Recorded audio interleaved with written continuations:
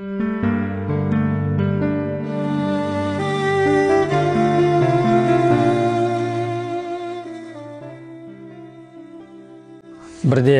Төле би атамыз өзінің жігіттерімен бір топ үлкен бір даулы мәселемен Түркмен еліне барады.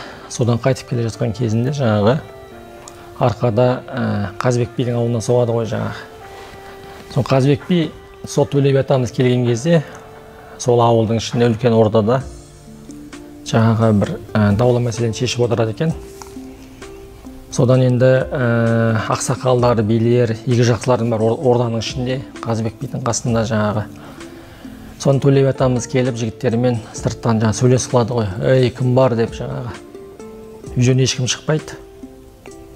Төле би атамыз жаңағы енді күбірлеген дауыс үйдің ішінде шығып жатыр, орданың ішінде. Үйден ешкім шықпағаннан кейін ордадан Төле би атамыз аттың басын бұрып кеттік жігіттер деп жаңағы кетеді. Содан жаңағы Қазбек атамыз даулы мәселені бітіріп бір заманда әй жігіттер, жаңа біреу сырттан сөйлес қылды ғой, кім екенін барып қараңдаршы дейді. Сөйтіп жігіттер жаңа сыртқа қараса, ауылдан бір 10 шақты адам атпен анау жақта шығып баратыр екен. Содан жаңағы мамағыштағы атқа қарғып мініп шауып барып қараса, Төле бидің өзі екен жаңағы. Ассалаумағалейкум ата деп атынан түсіп, біздің би үйде жүріңіз деп бәйек болды дейді жаңағы. Сонда Төле би атамыз өзі тік мінезді ғой, өзі батыр, кішкене қырсықтау мінезі бар жаңағындай, айтқаннан қайтпайтын, бір сөз екі рет қайталамайтын мінезі бар кісі. Әй шырағым, біз бір барған жерге екінші рет бармаймыз деп жаңағы атын шу деп темір кете барды дейді. Содан бағанағы жігіт қайтадан өзінің атына мініп ордаға шауып келген мезетте үйден кіре берген кезде жаңағы Қазбек бидің салы суға кетіп, басын төмен қаратып, біліп едім, Төленің қайтып оралмайтын, ол мен білетін Төле ғой бір беткей. Ол айтқаннан қайтпайтын Төле ғой деп отыр дейді. Сонда ауылдың жаңағы билері, ақсақалдары, ау ағата дейді екен. Ағата, өзіңіз бармайсыз ба? Өзіңіз досыңыз бірге өскен тайғұлындай дебісіп, серігіңіз ғой. Өзіңіз барсаңыз деп, жоқ. Мен барсам да қайтпайды ол. Мен Төле бидің мінезін білем ғой деп жаңа отырады. Бір заманда қараса, бағанағы билердің әңгімесін тыңдап, ақсақалдардың мәжілісінде бір топ жас балалар болады екен. Солардың арасында атасының тізесіне басын қойып, 8 жасар Жол жақсы деген бала жатыр ғой жаңағы. Содан Жол жақсы айтыпты, ағата деп айтады дейді. Ана жылқыдағы шұбартайды маған ұстап берсеңіздер, мен қазір ол шалды дейді. Алдыма сап, сатырлатып, көкбелем осында деген екен. Бүйтіп шалдарым бар қарақап, өй, тегей, мынау не деп жатыр деп жаңағы. Содан Қазбек би төмен қарап отыр, бір кезде қарап, әй, мына бала періште ғой дейді. Жігіттер ана барыңдар да жылқыдағы шұбартайын ұстап беріңдер, барып келсін деп батасын беріп жібереді. Әне-міне деп жаңа жылқыдағы шұбартайды ұстаймыз, анау-мынау деп жүргенше Төле би атамыз бір 4-5 қарасы кетті. Одан бағанағы 8 жасар Жол жақсы шұбартайына мініп алып, шапқылағаннан шапқылап отырып құйындатып келіп, Төле би атамыздың алдына ораға тікеп тоқтайды ғой. Ассалаумағалейкум аталар, уағалейкумуссалам. Ата, осы мен анау бір ауылдың баласы едім жаңа жолдағы. Қозы бағушы едім сол ауылдың. Сол қозыларды бағып жүріп, анда-санда анау таудың етегіне қақпан құрып қоятыным бар. Суыр және кішігірім маңдар түсе ма деп. Сол бағана қақпандарыма кетіп басам, қозыларым жоқ. Жол-жөнекей бері қарай келе жатқан кезде қозы көрмедіңіз ба бір топ деп жаңағы. Сөйтсе Төле би атамыз атынан бетіп көтеріліп, бұлай қарап, жоқ шырағым көрмедік деп атын тебініп, шөдеп жүре берсе, ата деп жаңа бала. Сіз осы Төле би боласыз ба деген екен. Я шырағым, болсақ болармыз. Ата, осы сізді көрсем, бір жауабын таба алмай жүрген бір сұрағым бар еді. Соны сізге қойсақ бола ма депті. Ай шырағым, қойсаң қоя ғой деп Төле би атамыз. Содан бағана жас бала ата депті. Осы ағайын туыстың ортасында бір кикілжің, реніштер болады бір-біріне деген жаңағы. Сол қалай татуласады, қалай бітімге келеді, қалай татуластыруға болады оларды депті. Содан Төле би атамыз, ей шырағым депті, ағайын туыс енді бір ауылда тұрады. Олардың арасында да бір реніш, кикілжің болып тұратын рас. бірақ сол сенің мәселен сенің ауылыңды алайық, сол ауылда бір берекелі бәйбіше болады, қолы ашық отағасы болады. Сол үйден жаңағы бүкіл ауыл үйірі болады. Оны қымызы дәмді, дастархан үнемі жайылып тұрады, ертеңнен кешке дейін. Сол үйге ауылдың ақсақалы да, жасы да барғыш болады.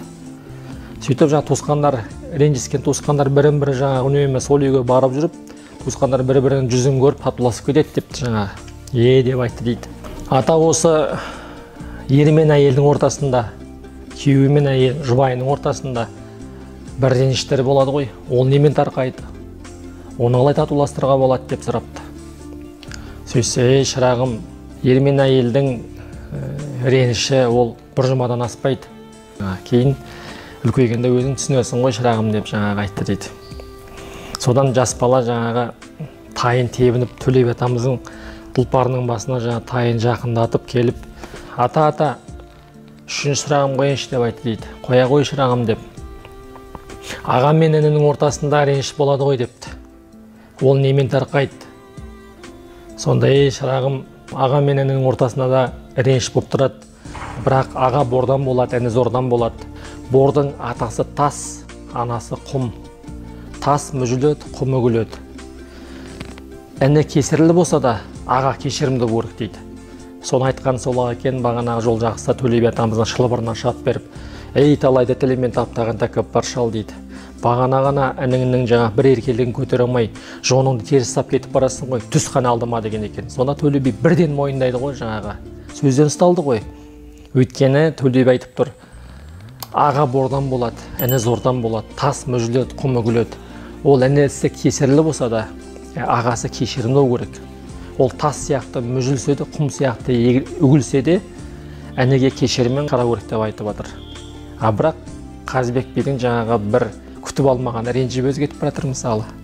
Сонан баланың интеллектуалдық деңгейін қараңыз. Ей талайда тіліме таптаған тәкаппар шал.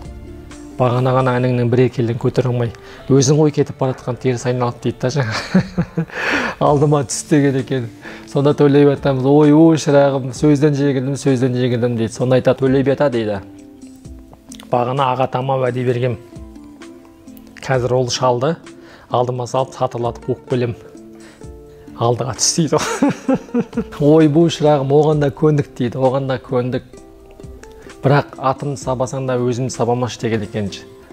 Бір кезде жаңа Қазыбек би бастаған үлкен ел ағалары, билер, ақсақалдар орданың ішінде отыр, не болар екен деп барып жол жақсы да ғой енді. Сол бала кеткен, уақыт өтіп жатыр, жоқ жол жақсы. Бір кезде жаңа дүдүдүк жылқының жаңағы топырлаған дауысы келе жатыр дейді. Бір кезде бәрі ортадан шығып қараса, бағана жол жақсы дейді. Тайына мініп алған Шұбартайға қамшысын айландырып Төле биді қуып келе жатыр дейді. Ендігәрі ағатамның ордасынан аттап кетесің ба? Түсті менің алдыма, түс деп жаңа сабақ келе жатыр дейді жаңа. Сөйтіп бір кезде келгеннен кейін Төле би де риза дейді. Қазыбек бидің қуанышында шек жоқ, енді асыл досы ғой енді. Сөйтіп ана баланы тайынан өзі түсіріп, Төле би атасын сөзде мұқалтып, алдына сап қуып келген дана бала деп атасын берген екен. Сонда енді бүгінгі таңда жалпы біздің үлкен кемшіліктеріміздің бірі, өзіміз көп ақиқатты білмейміз, руханиятты білмейміз, дәстүрден алыс кетіп қалдық. Ал баяғыда біздің жаңағы бабаларымыз, ақсақалдарымыз немерелерін ертіп жүретін болған, сөйтіп тәрбиелеген. Сондықтан бізде мысалы өзіміздің жұмысымыз көп бүгінгі таңда, шаруамыз көп, бірақ ұрпақ бала ол өсіп кетеді, тез өседі бала. Қазақ айтады ғой, ұл 15-ке келгенше қолға ұстаған қобызың, ұл 15-тен асқан соң тыңдамаса оңызың дейді. Ертең 15-ке келіп бой сорайып тұрған кезде, ой мына бала қайдан шыққан деп қаласың мысалы, өзің әңгіме айтатын жағдай болады. Сондықтан өзіміз білмейтін болсақ, білетін адамдарды шақырып, дастархандас болып, солардың рухани әңгімесін тыңдап өскен бала, ол ертең еліне де жеріне де қорған болады. Өйткені біздің бабаларымыз білген. Қазыбек би жас кезінде Тайкелтер мысалы, көптеген билер тарихта қарап отырсаңыз, үлкен ақсақал билердің батасын алған. Өйткені қазақ айтады, бата менен ергі көрер дейді, жаңбыр менен жергі көрер дейді. Сондықтан бүгінгі ұрпақты тәрбиелеу жолында осындай жақсы мүмкіндіктер қолдануымыз керек. Мысалы, су құятын ыдысты қойып, құмғанмен бірге үйге бір кісі келген кезде, баламыз 5 жасар, 10 жасар жүгіріп шығып, қолына су құюды үйрету керек. Сол кезде бағанағы үлкен кісі келіп, ей шырағым өркенің өсін, рахмет. Рахмет деген сөздің өзі Алланың рахымы болсын деген сөз. Алла разы болсын дейді, өркенің өсін дейді, көсегің көгерсін дейді. Құдайға шүкір, бүгін қазақ даласында білімді азаматтар өте көп.